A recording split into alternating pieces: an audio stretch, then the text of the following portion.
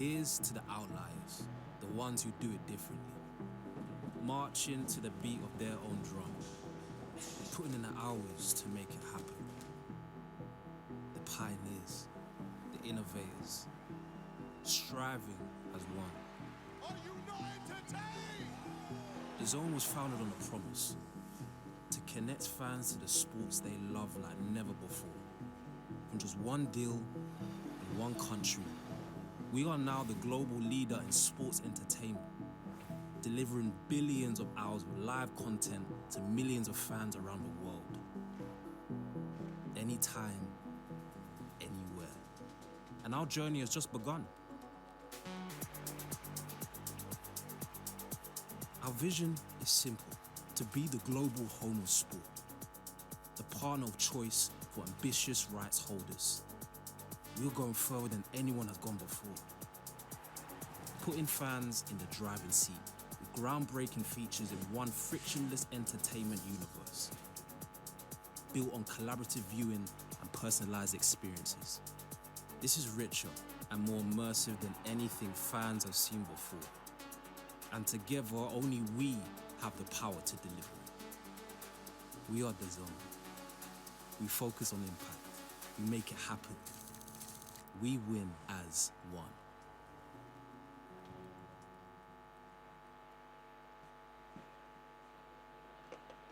All right, good afternoon, everyone. Thank you very much for coming and not making your way to the pub already. It's great to see all you here today.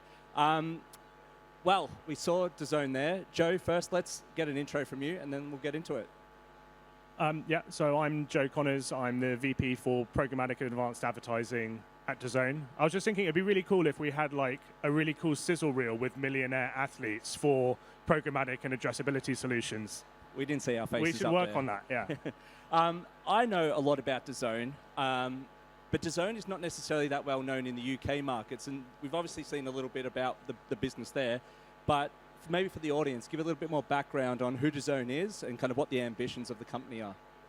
Yeah, so you'd probably be forgiven in the UK if you'd not heard of DAZN before. We are a very, very large sports broadcaster globally. Our core markets are really in Germany, Spain, Italy, Japan. But in the UK and globally, we have rights to NFL Game Pass International, as well as a bunch of other rights. So if you're not, because we don't hold like the Premier League rights, for example, in the UK, that's probably why we're less known here. But yeah, we are. Our aspiration really is to be the global home of sport, as you saw there. So our CEO talks quite frequently about, particularly internally, about the Spotify of sports or the Netflix of sport. So accessible everywhere in the world. And I say it as like an aspiration, but we're kind of already there. If any of you watched in the last couple of weeks the FIFA Club World Cup, where we have the rights globally to every game on the DAZN platform, I literally just before walking on stage, I just saw some stats in terms of the engagement we've had on that. We've had 76 million active engaged users on the DAZN platform, so logged in on DAZN, watching the FIFA Club World Cup. That's over 100 million if you include the sub-licensee agreements that we have with in some markets. So in a way, the aspiration is, I guess, kind of already a reality, but that's continually where we're trying to get to. You know, we can't have advertising, which is what a lot of people are here for, unless we have users, and we can't have users unless we have the content that people want to watch. And so getting more and more of those rights, getting more and more of that content on platform is what we're really looking to do. And you're really disrupting the way that consumers view sports as well through a lot of innovation. You really put the viewer first. We were discussing earlier some of the really cool things that DAZN's doing to kind of change the way that viewers actually ingest the content. Do you want to maybe talk about that? Yeah. So I suppose a lot of businesses out there are trying to sort of innovate and disrupt because they're losing audience, and particularly if you think about AI in terms of content generation, etc. There's a lot of disruption in the market in that way. But sport and live sport is still very much an appointment to view, right? If I want to watch Fulham Football Club, I still have to go to a sports broadcaster and watch them live. It's an appointment to view kind of process. But one of the things that we want to do constantly at DAZN is innovate around, well, those people are watching the sport, but what else can they, how else could it be enriched, right? So one of the ways that we do that is around something called Fan Zone, which is very cool. So it's kind of like a interactive messaging board where people are talking about the game with their friends, with complete random strangers, essentially online, and it's it's on your app on your phone, and you're watching it on the TV screen as well, and you're sort of interacting with people as they watch it. One of the really cool things, which I've not actually been able to experience personally yet, but you may have seen some of this in the press, is for our US subscriber base for the Club World Cup, we partnered with Meta Quest for what they call like XR experience of watching both live games and highlights. So imagine you've got your Meta Quest headset on, you're in this virtual, this sort of virtual reality world, but you're looking down at your coffee table or just on the floor, and you have the 3D setup of the game as it's happening live. So you just see these tiny 3D figurines walking around, a ball's being passed, Haaland's running through on goal, and it's had amazing reviews. I'm just really annoyed that I've not been able to see it myself, but that kind of innovation is really important because people will come and watch their favorite teams, but it's like, how else can we enrich that process as well? And are you already thinking about how that could open new opportunities for brands? I suppose in that virtual environment with a headset on, the ad placements and ad experience could be completely different as well. Yeah, so baby steps on the sort of XR side of things. I know you haven't even seen it yourself yet. I've not even seen it myself, let alone I haven't let you put the ad server in there yet. Yeah, exactly. But talking about that kind of thing to brands is always going to be a lot sexier than us talking about how we use an ad server to protect yield or anything like that. But certainly the fan zone experience. So in Germany and Spain, for example, we have 30% of our users on a live match interacting with that, and we actually sell packages around just the fan zone experience. So yes, absolutely. Opportunities for brands to lean into that innovation, and then obviously after we've taken those baby steps in those other areas, I'm sure more opportunity will follow as well. So maybe digging more into kind of DAZN's ad strategy, you mentioned that it's a 100% logged in, authenticated user environment. You've been on this path for building out the ad offering over the last few years. Maybe give us like a quick overview of how that's structured and kind of what you're managing today. Yeah, so it's fair to say that advertising actually at DAZN is relatively new, right? So I believe we started, I've been there for 2 years. Advertising only started 4 years before that. So before then it was subscription, no ads, all the way through on all of the content. Now the sort of vision on the advertising side is it's always unapologetically like consumer focus, right? It's got to be a trade-off with the consumer themselves as well. But we are, as you mentioned, in a very, very rare position that we are a 99.9% logged in environment. So we know who it is who's watching Borussia Dortmund versus Bayern Munich, or watching the darts, or watching Formula One in Spain. And so being able to lean more into the addressability side is really interesting. In order to get there, I see a couple of Yahoo people in the room. Like, we always used to say, like, pipes and taps, that sort of mantras. Like, how do we surface the advertising opportunity through the sort of digital pipes that we have in place? And then we can go and talk more about, how the demand side, what are they after? Because fundamentally, I want to be able to speak to an advertiser and say, what do you want to buy and how do you want to buy it? Like, the vast majority of our ad revenue now is still very much direct, right? Because, it's seen as television, where we are a nascent part in live sports of a nascent industry in programmatic, which is still a relatively nascent part of digital advertising generally. So working with our ad server, where we're doing lots of things around sort of yield optimization, making sure that we can fill every single ad break. So if we've got a if we've got a mid-game break at halftime, for example, we know that 6 of the 8 slots in any given match are taken. How do we fill those other 2 slots using programmatic demand, for example? So when I'm speaking to an advertiser, very much, what do you want to buy? How do you want to buy it? And then the logged-in angle gives huge opportunity for addressability in the future. Yeah, absolutely. And you mentioned that vision of becoming the Netflix of sport. And I think what's really cool about DAZN is you're not necessarily incumbent by a legacy linear business. And so I think that puts you in a unique situation compared to some of the other more traditional sports broadcasters out there. What advantages does that kind of give you guys for innovation around the ad offering when it comes to streaming? Yeah, so it's difficult to know which bits of advertising to talk about in a room with quite a lot of people, because people are coming at it with varying degrees of knowledge. These are the people that haven't gone to the pub, so okay, let's factor that in. More for you guys. So really it's about flexibility, right? So you cannot easily, with a traditional broadcaster, air FIFA Club World Cup in 200 countries to 100 million people. It just can't really be done. So if you're, from an advertiser's perspective, they would have to be going to each individual, broadcaster for Formula One, for example, the Club World Cup or Bundesliga, whatever that might be, and do it that way. From an advertising side of things, it follows that content, right? And it follows that engagement of the user. So we are investing heavily in other sports, right? So we are the home of football. We have FIFA Plus content just coming online now.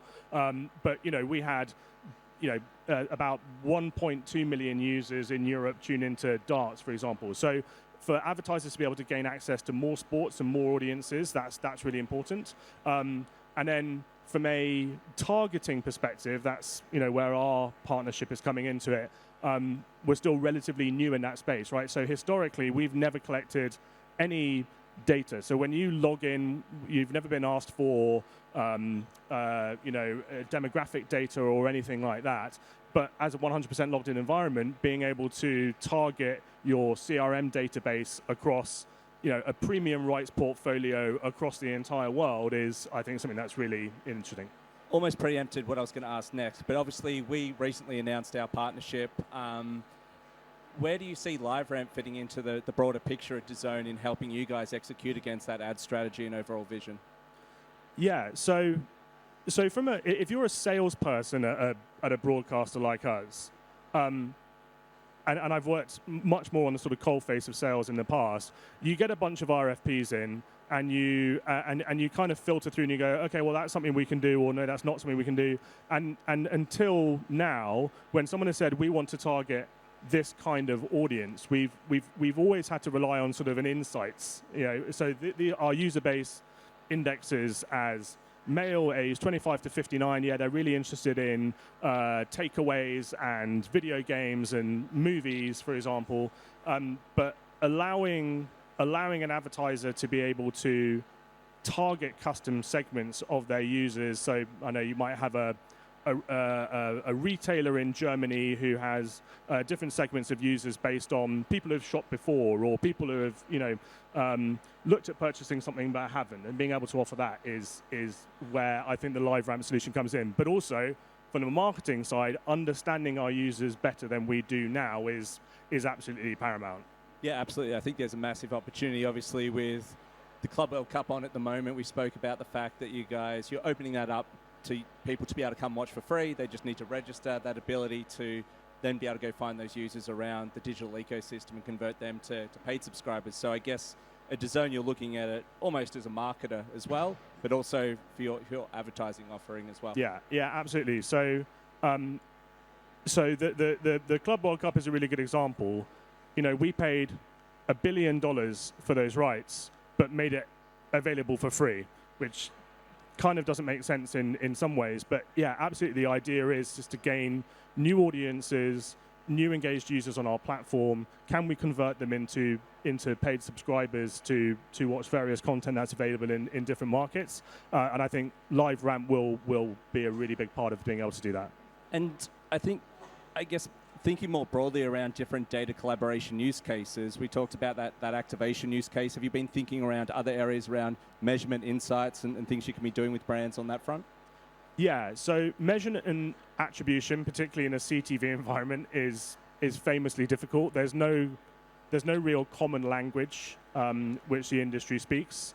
And so being able to have a provider that can help us lean into that in a much more real way is going to be totally game-changing. Like I said, currently when advertisers approach us, it's to say, I'm a gambling client, I want to appear in slot 1 for every Bundesliga game you've got, or I want to take over on the Champions League in Germany, or I want to be the title sponsor of for Formula 1. So we've not been able to engage with those brands in funnily enough in ways that I'm much more used to, right? So from a programmatic background, I'm much more used to data targeting and audience insights than I am with selling a big sponsorship package around a massive game that we've got on. Yeah, that concept of sponsorship when we come from a world of RTB pipes. It's still alien to me, to be honest. I don't understand it. We saw DAZN acquire Foxtel out in Australia earlier this year. Foxtel owns KO, which is the biggest kind of streaming platform out there. Maybe just touch on how that kind of plays into DAZN's kind of broader kind of global aspirations, but also, have there been any initial kind of learnings that you've had working with your new Australian colleagues? Yeah, so that acquisition makes a lot of sense for us because it's in a market where we don't have a huge presence from a rights perspective. And as I mentioned before, we need the rights to have the users, to have the ads to show users. There's been a lot of progress made already in terms of learning from each other, learning around, to what extent we have DAI enabled on devices. Are there, difficulties in how we are opening up programmatic access to various demand, for example. I've actually got my first meeting with my Australian my Foxtel counterpart next week, so I'll know more about it then. But yeah, I think that there's a lot of collaboration in the industry generally. Like I'm on quite a lot of WhatsApp groups and pub sessions where you get together with various other people like us in similar places at Paramount or Warner Brothers, whatever it is, and you're having to sort of you're having to learn from them because, like I say, we're in such a nascent area of the industry that we don't know what's necessarily normal or not. So if we see a drop-off rate, for example, so some people are watching a match, you've got 1 million people watching a match. How many of those people drop off before you get to an ad break? And we have ways of measuring that, but if ours is 15%, is that way more than our counterparts who are also doing live sport? And so that's one of the things, very specifically in my mind at the moment, that I'll be talking to my Foxtel colleagues about, which is saying, okay, is this weird? Do you know what I mean? It's impossible to know. We can't know everything, and it's only by talking to others and collaborating that we figure that out. I've heard Australians are pretty intelligent, so... that's what I've heard as well, yeah. We're approaching time here.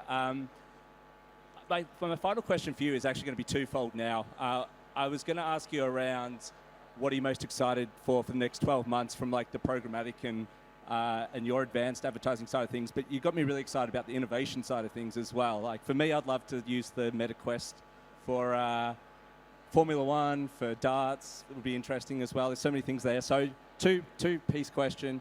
On the innovation side, from the consumer perspective, what are you excited about? And then on the advertising side, what you're working on?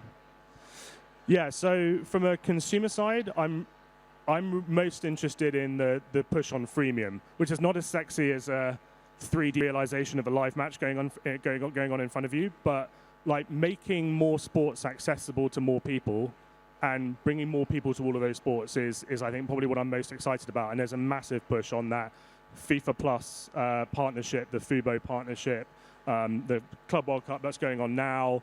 Last season we also trialed running a Bundesliga match, for example, each week that was free to air. From a programmatic side, and this is not just blowing smoke up you, but I'm really interested to see what we can do in terms of hardcore addressability, meets really sexy live sports, like, and CTV. It's like every buzzword in the industry all come together at once. So yeah, I think that's something that we can be excited about. Yeah, and we're absolutely excited to be on that journey with you as well. But that is time, so thank you very much for sticking around. Paul Gubbins asked me to make sure you stick around for another couple of hours to see his session as well. But, Graveyard shift at 6 p.m. for Paul Gubbins. Thank you very much.